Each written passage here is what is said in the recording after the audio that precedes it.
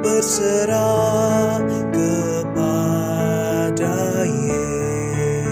Yesus. Ku diubahnya hingga jadi baru dan menjadi miliknya. Kegemaran lama telah lenyap dan yang baru lebih berkenan.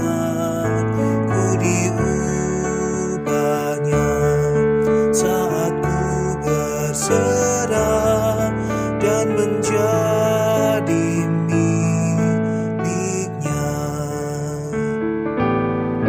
Ku diubahnya saat ku berserah kepada Yesus.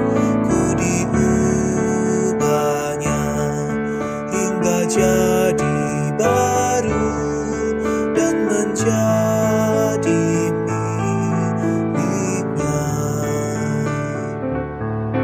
Kegemaran lama telah lenyap dan yang baru lebih berkenan. Ku diubahnya saat ku berserah dan menjadi miliknya.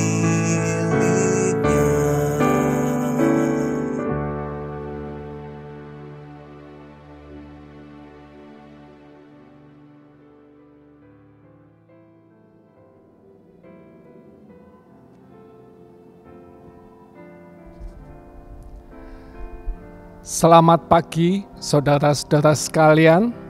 Selamat berjumpa kembali dengan GKI Gatot Subroto 88 Purwokerto di dalam acara doa pagi ini. Kamis 25 Maret 2021. Saudara sekalian, semoga damai sejahtera beserta dengan kita semua. Saat ini saya sebagai pembawa firman Budi didampingi oleh pendamping tetap yang tidak pernah bisa terlihat, yaitu kameramen Mas Adi. Begitu Mas Adi? Nah, kembali selamat pagi saudara sekalian. Mari kita berdoa untuk memulai mohon bimbingan Tuhan di dalam acara doa pagi ini. Kita berdoa.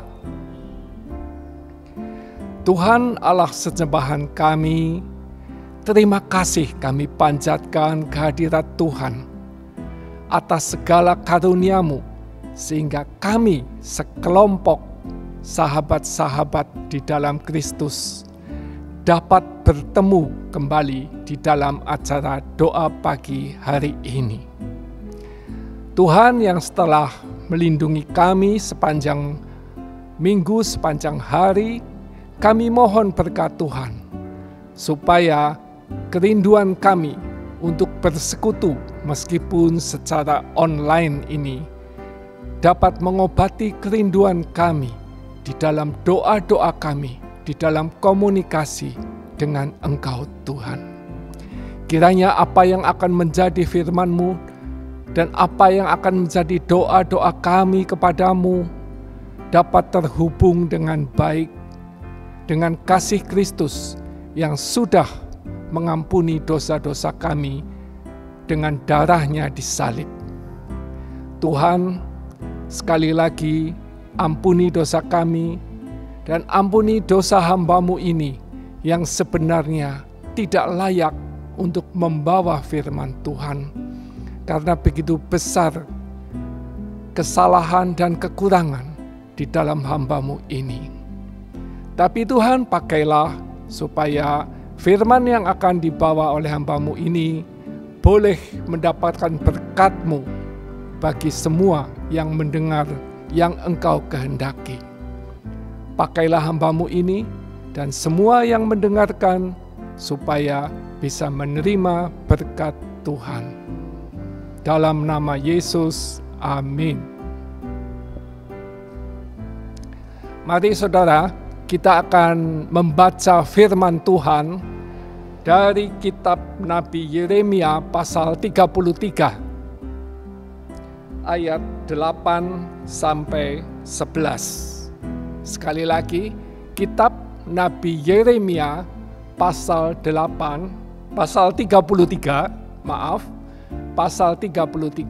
ayat 8 sampai 11. Demikian firman Tuhan. Aku akan mentahirkan mereka dari segala kesalahan yang mereka lakukan dengan berdosa terhadap aku. Dan aku akan mengampuni segala kesalahan yang mereka lakukan dengan berdosa dan memberontak terhadap aku. Dan kota ini akan menjadi pokok kegirangan, ternama, terpuji, terhormat bagiku di depan segala bangsa di bumi yang telah mendengar tentang segala kebajikan yang kulakukan kepadanya. Mereka akan terkejut dan gemetar karena segala kebajikan dan segala kesejahteraan yang kulakukan kepadanya. Beginilah firman Tuhan. Di tempat ini yang kamu katakan telah menjadi reruntuhan, tanpa manusia dan tanpa hewan, di kota-kota Yehuda dan di jalan-jalan Yerusalem yang sunyi sepi itu, tanpa manusia, tanpa penduduk, dan tanpa hewan, akan terdengar lagi suara kegirangan dan suara sukacita, suara pengantin laki-laki dan suara pengantin perempuan, suara orang-orang yang mengatakan, bersyukurlah kepada Tuhan semesta alam, sebab Tuhan itu baik. Bahwasanya untuk selama-lamanya kasih setianya, sambil mempersembahkan korban syukur di rumah Tuhan. Sebab aku akan memulihkan keadaan negeri ini seperti dahulu. Firman Tuhan. Amin. Saudara sekalian, tema dari renungan pada pagi hari ini bertemakan pemulihan, dari asal kata pulih, tetapi dengan konotasi yang positif. Artinya begini, pemulihan adalah dikembalikan pada kondisi semula sebelum dia menderita. Dipulihkan berarti kembali pada keadaan yang positif, yang baik sebelumnya. Saudara, tidak ada pemulihan misalnya dari orang miskin berusaha jadi kaya, dipulihkan jadi miskin. Oh, tidak begitu. Pemulihan mempunyai konotasi yang positif, hanya kepada kondisi yang lebih baik. Dari sakit kembali menjadi sehat, dari tidak sejahtera menderita kepada kesejahteraan. Itulah pemulihan. Saudara sekalian, supaya kita tidak lepas dari konteks Alkitab, maka mari kita tinjau dulu latar belakang dari firman yang tadi kita baca. Yeremia seorang nabi, di mana pada zaman Raja Sedekia di kerajaan Yehuda, dia menyampaikan firman Tuhan. Ketika umat Yehuda dan umat Israel sudah melupakan Tuhan, sudah begitu egois, hanya menuruti nafsu ego masing-masing, dan tidak mengindahkan lagi perintah Tuhan. Maka Yeremia menyampaikan firman Tuhan. bahwa akan ada satu hukuman, yaitu dari bangsa Kasdim yang akan dipakai oleh tangan Tuhan untuk memukul mereka. Bertobatlah. Tapi apa yang terjadi? Dia ditolak. Dia ditahan di halaman istana Raja Sedekia karena dia menjadi lawan politik bagi raja. Bagaimana jika saat ini? Mungkin jika saat ini lawan politik ditahan di penjara, tidak usah di halaman istana, maka Komnas HAM sudah teriak-teriak. Zaman itu tidak ada yang membela Sedekia, tidak ada orang yang berani membela dia, sehingga dia ditahan di halaman istana Raja Sedekia. Tetapi apa yang disampaikan oleh Yeremia benar-benar terjadi. Nebukadnezar memerintahkan panglimanya untuk menyerang seluruh Israel dan Yehuda. Dia meluluh lantakan semua kota-kota Yehuda, termasuk menangkap Sedekia.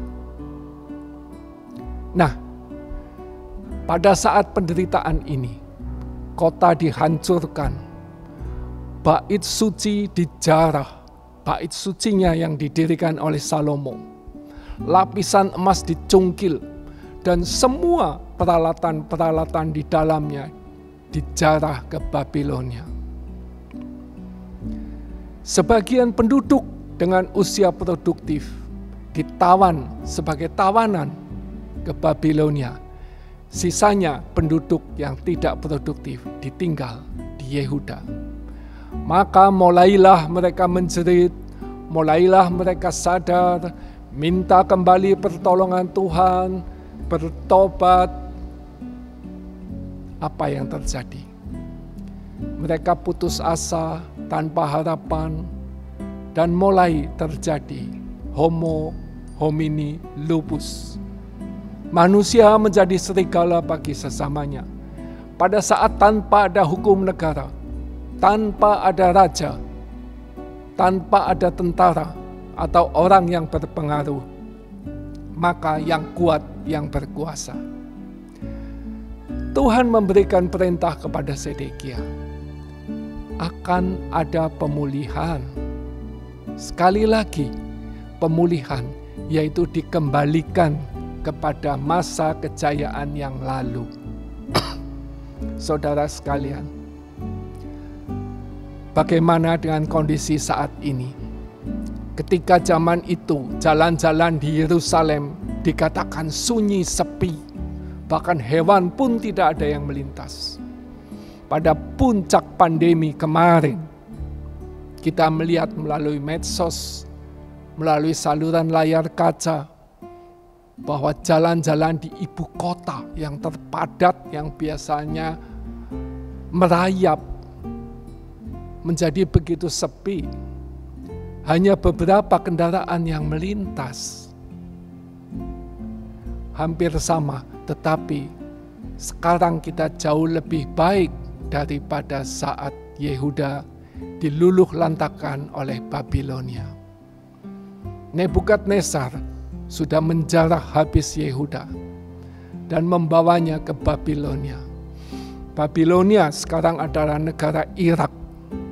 Saudara sekalian, pandemi COVID-19 bukan meluluh lantakan negara kita, tetapi seluruh dunia, saudara. Seluruh dunia menjerit. Kapan ini akan berakhir? Kapan Tuhan akan melepaskan kami dari COVID-19 ini? Kapan ekonomi kita akan pulih? Keuangan kita seperti dahulu kembali? Kapan anak-anak bisa kembali bersekolah dengan tatap muka? Dan kapan juga ibadah di gedung gereja ini bisa dimulai lagi seperti dahulu? Tuhan, kami sangat rindu untuk kembali bersekutu di gedung gereja ini. Kapan akan dipulihkan Tuhan? Itu realita yang ada. Bagaimana jawaban Tuhan? Yeremia sudah menjanjikan bahwa pasti akan ada pemulihan, bahwa jalan-jalan yang tadinya sepi pada ayat 11 akan terdengar lagi suara kegirangan dan suara sukacita. Bahkan ada suara pengantin yang begitu bergembira. Sekarang begitu banyak, saudara, undangan pengantin via online. Saya menerima undangan supaya live streaming via YouTube. HTTPS sekian. Kemudian di sana dibatasi hanya 20 orang. Banyak, saudara, undangan-undangan yang demikian. Jadi kita jauh lebih baik daripada masa Yehuda diluluh lantakan oleh Babilonia. Tapi kita sudah menjerit seperti mereka. Tuhan juga memberikan kepada kita janji pemulihan melalui firman pada pagi hari ini. Tergantung bagaimana kita meresponnya. Sebagian dari sisa-sisa Yehuda yang tinggal di Yehuda merespon dengan baik. Mereka sabar menunggu. Mereka bertahan. Mereka tidak adu kekuatan sendiri. Mereka membantu sesamanya untuk bisa lepas, untuk bisa pulih dari penderitaan itu. Saudara, apakah kita juga demikian? Ini pertanyaannya. Atau apakah kita melepaskan ego kita sendiri pada kesempatan seperti ini? Saya berkumpul dengan beberapa kenalan pengusaha dan mereka bercerita-cerita. Waduh, pada masa pandemi COVID ini, omset saya menurun 50%. Tetapi puji Tuhan, temannya tanya, kenapa puji Tuhan? Ternyata saingan-saingan besar saya yang dulu tuh menindas saya, yang membuat omset saya tidak bisa berkembang, bangkrut. Puji Tuhan. Apakah benar demikian? Apakah ini sesungguhnya diaminkan? Saudara, itu hal yang tidak benar. Itulah homo homini lupus, manusia serigala bagi sesamanya. Pada saat penderitaan ini akan terbuka siapa yang benar-benar mengikuti firman Tuhan dan siapa yang hanya ingin mengikuti kekayaan dan kejayaan.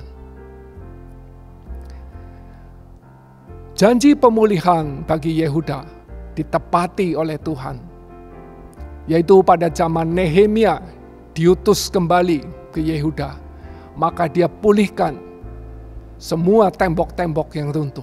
Dia pulihkan kondisi ekonomi, pembangunan infrastruktur. Nehemia mendapat tantangan dari sebagian rakyat Yehuda. Saudara-saudara, pada saat ini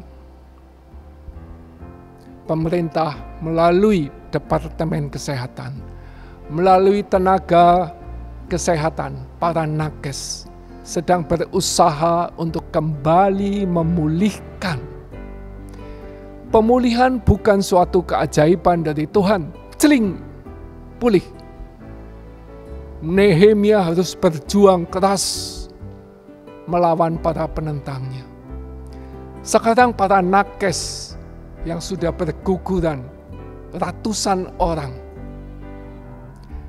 mereka semua berjuang untuk pemulihan. Tetapi masih banyak yang mengabaikan mereka, mengabaikan prosedur-prosedur kesehatan, tanpa mau memakai masker, tanpa mau mencuci tangan, mengabaikan larangan berkerumun. dan sebagainya, dan sebagainya. Memang proses pemulihan akan mendapat tantangan. Tetapi Tuhan akan menghancurkan mereka semua. Saudara-saudara sekalian, vaksin sudah mulai didistribusikan. Hari Senin depan, tanggal 12, saya akan menerima vaksin yang kedua. Tetapi pada waktu saya menerima vaksin yang pertama kemarin, Senin yang kemarin dulu, saya upload di grup saya, maka banyak juga yang memuji, banyak juga yang sinis. Yang sinis bagaimana? Justru teman seiman. Vaksin itu diharamkan sebab vaksin itu buatan kuasa kegelapan. Di dalam vaksin itu ada chip untuk mengendalikan kita. Baca kitab Wahyu, pasal ini, ayat ini. Bahwa vaksin itu adalah buatan 666. Saya heran, masih ada anggapan-anggapan yang demikian, yang melawan prosedur menuju pemulihan Tuhan. Saudara, kita akan buktikan bahwa pemulihan itu pasti, kita yakin akan terjadi. Seperti janji dari Tuhan melalui Yeremia. Percayakah Anda? Terserah kita semua. Bagaimana? Jika kita percaya janji pemulihan itu, maka kita disiplin. Kita bantu mereka yang menderita, juga berdoa syukur mereka itu bangkrut. Prosedur kesehatan kita tepati, bukan menghambat pemulihan. Seperti yang dialami oleh Nehemia. Waktu diutus Tuhan untuk memulihkan Yehuda, dia dihajar habis-habisan, meskipun akhirnya semuanya dilalui. Saudara sekalian, begitu banyak usaha-usaha dari para nakes yang dihalang-halangi karena keegoisan kita semua. Jadi, firman Tuhan pada pagi hari ini mengajak saudara-saudara dan saya, mari kita bantu proses pemulihan. Bagaimana? Amin. Saudara sekalian, kita akan sampai kepada doa syafaat pagi hari ini. Kita akan panjatkan doa-doa syafaat kita. Mari kita berdoa. Tuhan, Allah sesembahan kami, Kau yang telah janjikan pemulihan dari pandemi ini. Kami percaya padamu. Kuatkan iman kepercayaan kami ini. Dan buat kami untuk dapat menyebarkan berita pemulihan ini kepada lingkungan. Bukan menghambat proses pemulihan yang sedang Kau jalankan melalui para medis, para tenaga kesehatan yang sudah banyak berkorban, bahkan berkorban nyawa untuk proses pemulihan ini. Kiranya bangsa dan negara kami ini boleh Kau pulihkan, dan supaya dunia internasional juga menerima berkat Tuhan ini. Tuhan, kami berdoa supaya proses pemulihan ini dapat berjalan tanpa hambatan. Jika banyak hambatan-hambatan, kami serahkan kepadamu untuk bisa melibas semua hambatan tersebut.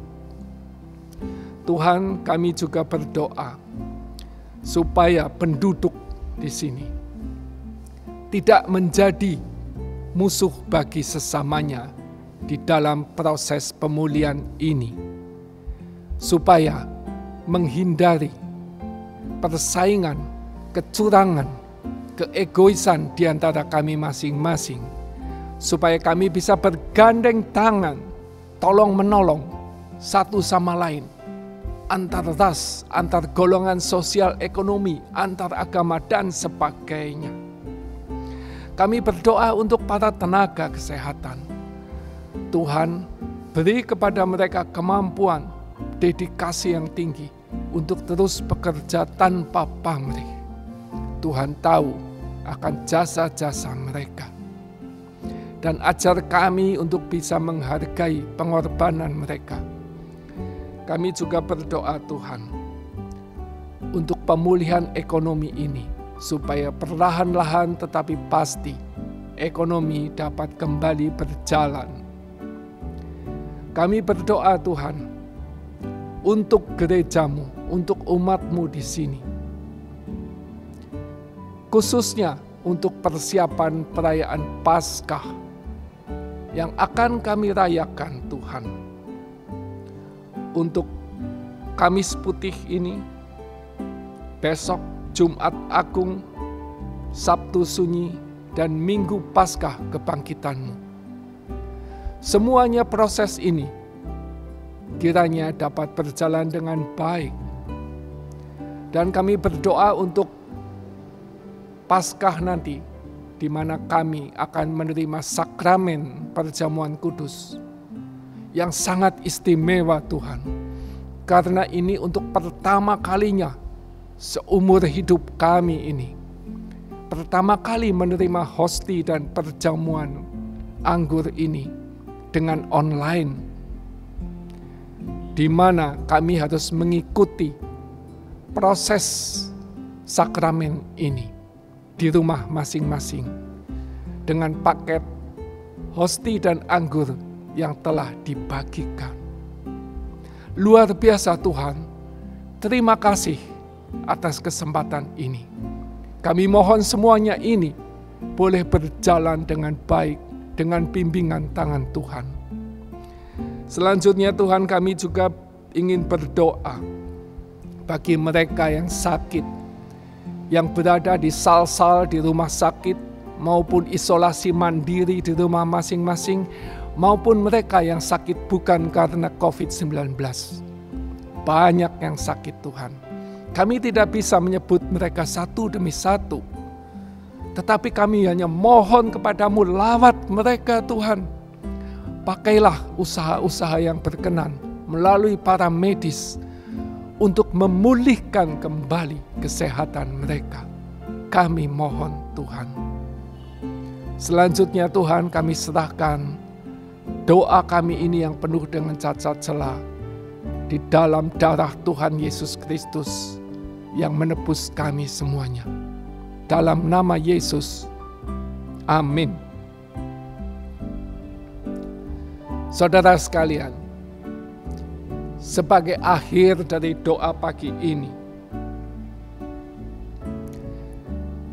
kami mengingatkan persiapan Paskah pada tanggal 4 April besok. Persiapkan diri kita dengan baik, khususnya untuk Paskah secara online. Untuk pertama kali seusia kita ini, baru pertama kali sakramen secara online.